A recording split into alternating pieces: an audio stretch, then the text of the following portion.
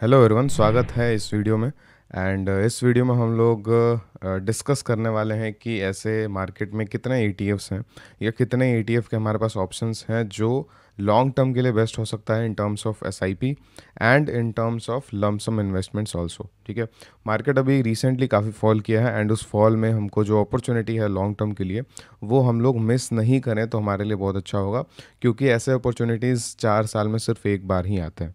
तो आज की वीडियो में हम लोग हर तरीके के ईटीएफ्स के बारे में डिस्कस करेंगे एंड देखेंगे कि कौन सी ईटीएफ में कितना रिटर्न्स बनता है, पास्ट में कितना रिटर्न्स बना है एंड फ्यूचर में कौन सा ईटीएफ सेफेस्ट होगा विथ गुड रिटर्न्स। ठीक है, तो ये चीज़ हम लोग सारे डिस्कस करने वाले हैं। चलिए हम लोग स्क्रीन पे चलते हैं। तो हम लोग इसमें कंपेयर करने वाले हैं। ठीक है, तो हमारे पास बहुत सारे ईटीएफ हैं, बहुत सारे इंडिसेस हैं। ठीक है, एंड हम इसमें बहुत जैसे ये ट्राई करने की कोशिश की है कि जो अननेसेसरी ईटीएफ्स हैं, ठीक है, उसका हम डिस्कशन ना करें, क्योंकि जो बेस्ट है उस बेस्ट में से कौन सा बेस्ट है वो हम लोग निकालने का इस वीडियो में कोशिश करेंगे। ठीक है, तो हमारे पास इंडिसेस हैं, जैसे निफ्टी है, बैंक निफ्टी है, फाइनेंशियल सर्विसेज है, सेंसेक्स है।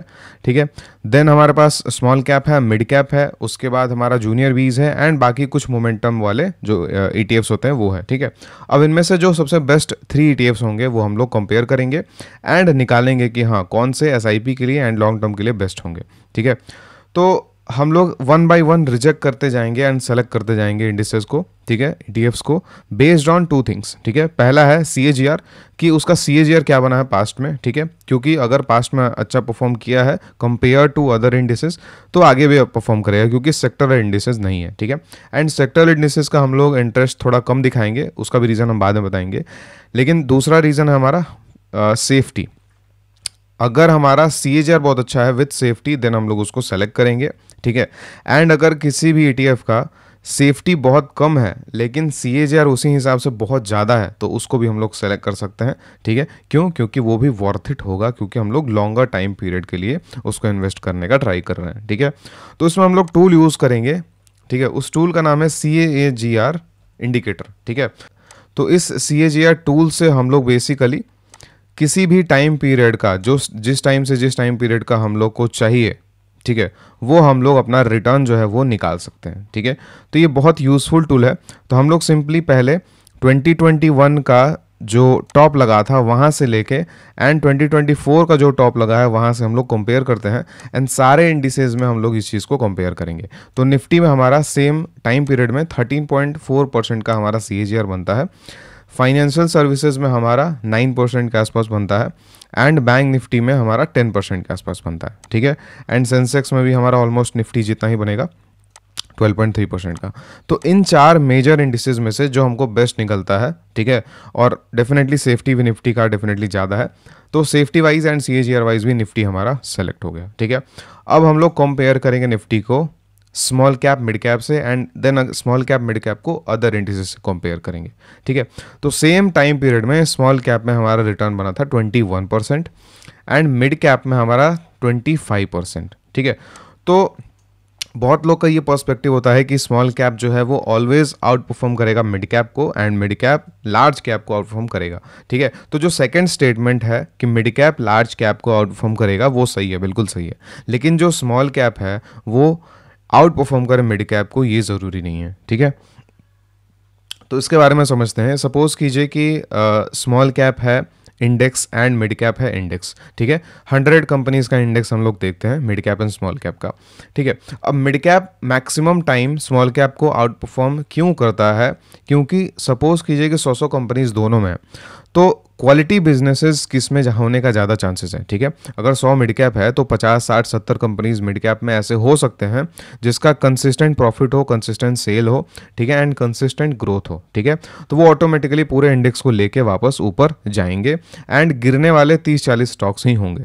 स्मॉल कैप में यहीं पे क्या होता है कि क्वालिटी बिजनेसेस जो हैं वो बहुत कम होते हैं।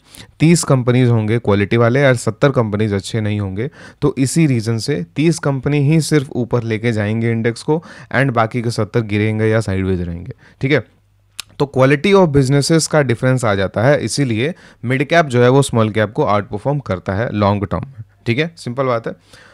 अब एक और चीज़ है कि अगर हम स्मॉल कैप को, अगर हम हमारा स्टॉक पिकिंग का स्किल अगर अच्छा है और पोर्टफोलियो हम लोग बना सकते हैं स्मॉल कैप का, तो वो डेफिनेटली इंडेक्स को बीट करेगा। लेकिन हम लोग यहाँ पे इंडेक्स के कंपैरिजन कर रहे हैं कि दोनों इंडेक्स में कौन ज़्यादा परफॉर्म करता है, एंड वो मिड कैप है, सिंपल।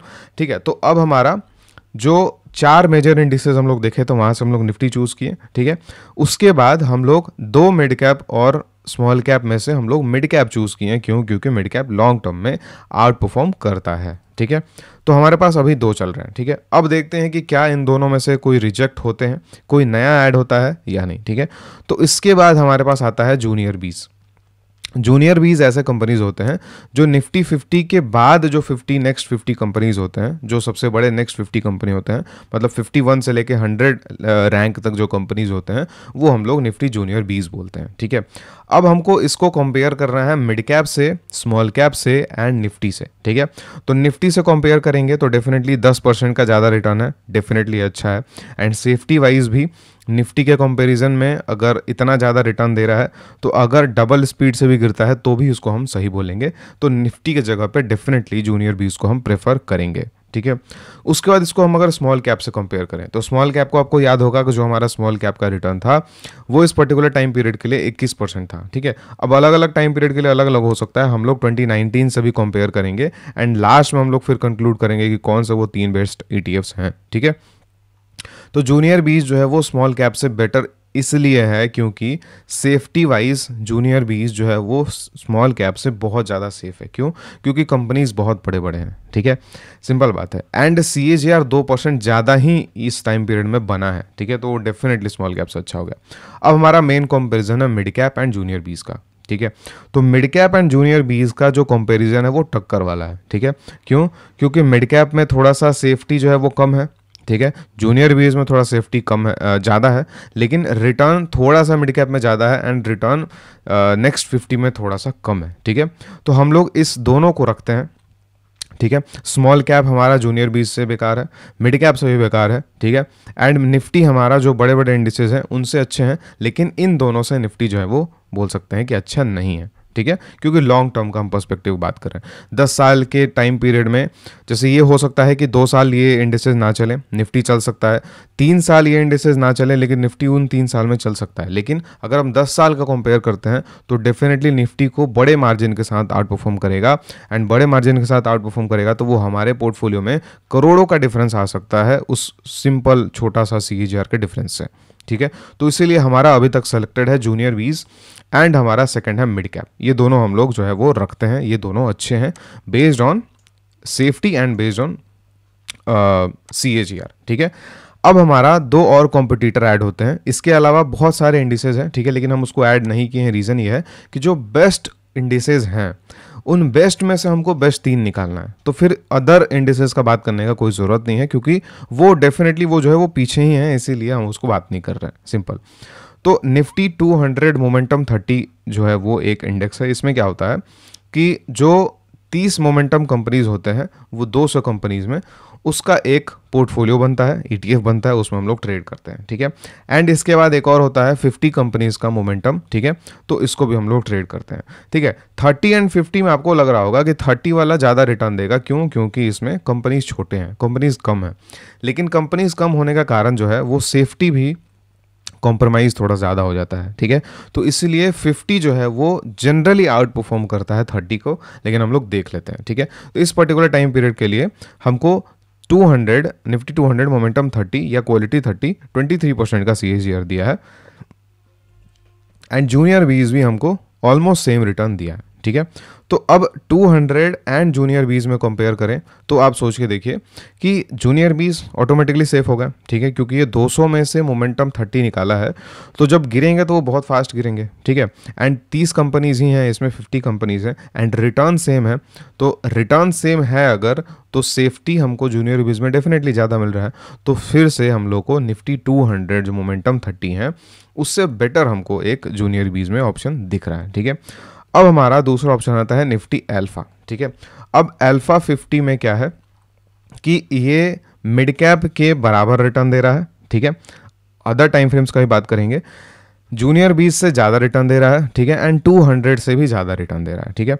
इसमें सेफ्टी जो है वो ऑलमोस्ट 200 और जूनियर 20 के बराबर होता है, ठीक है, एंड इसमें CAGR जूनियर 20 से ज़्यादा होता है, ठीक है। तो ये अभी तक का सबसे बेटर ऑप्शन लग रहा है, ठीक है। लेकिन हम लोग यहाँ पे थोड़ा सा टाइम पीरियड और चेंज करते हैं, तो हमारे पास बेस्ट में कुछ ही मतलब 3 जो है वो हम लोग सेलेक्ट कर दिए हैं। कौन कौन से? पहला है हमारा अल्फ़ा, ठीक है, एंड अल्फ़ा 50, दूसरा है हमारा जूनियर 20 एंड तीसरा है मिड कैप, ठीक है, क्योंकि ये तीनों जो है वो टक्कर के हैं, ठीक है। मिड कैप 2019 से अगर हम कंपेयर करें तो डेफिनेटली अल्फ़ा से कम रिटर्न बना है, लेकिन फिर भी ये तीनों जो है वो टक्कर के हैं, ठीक है। अब ये हमारा जो है वो पॉइंट जो है वो क्लियर हो गया। अब नेक्स्ट पॉइंट आता है कि अगर सपोज कीजिए कि हम लोग अल्फ़ा में हमारा इंटरेस्ट है या जूनियर 20 में इंटरेस्ट है, ठीक है। अब अल्फ़ा में इंटरेस्ट होने के बाद अगर सपोज कीजिए कि हमारा टॉप से SIP स्टार्ट करते हैं, ठीक है, या टॉप पे हम लमसम इन्वेस्टमेंट करते हैं तो हमको इतना % का CAGR बनता है। लेकिन अगर हम इस अल्फ़ा को 30% गिरने के बाद इन्वेस्ट करते हैं तो कितने % का CAGR डिफरेंस आ सकता है, ठीक है। तो हम लोग अगर सपोज कीजिए टॉप पे इन्वेस्ट करते हैं तो टॉप पे 22% था, एंड बॉटम के आसपास करते हैं तो लगभग 40%। तो टॉप एंड बॉटम में 10 से 15% CAGR जो है हमको डिफरेंस आ जा रहा है, ठीक है। 10 से 15% बॉटम का CAGR आ जा रहा है, ठीक है। तो इससे हमको क्या समझ आ रहा है कि डेफिनेटली बॉटम से अगर हम इन्वेस्ट करते हैं, ठीक है, या बॉटम में सपोज कीजिए यहाँ पे हमारा SIP चलते रह रहा है, लेकिन जब भी ये जो पूरा ETF है अगर 30% गिर जाता है और वहाँ पे हम लोग एक छोटा सा या बड़ा सा लमसम अमाउंट डाल देते हैं, तो लॉन्ग टर्म में हमारा उस पर्टिकुलर लमसम अमाउंट पे 10 से 15% ज़्यादा CAGR उसमें हमारा बन सकता है, ठीक है। तो क्या ये अपॉर्चुनिटी अभी आ गया है? तो यही अपॉर्चुनिटी अभी हमारे पास आया है एंड इसीलिए हम इस चीज़ को डिस्कस कर रहे हैं, ठीक है।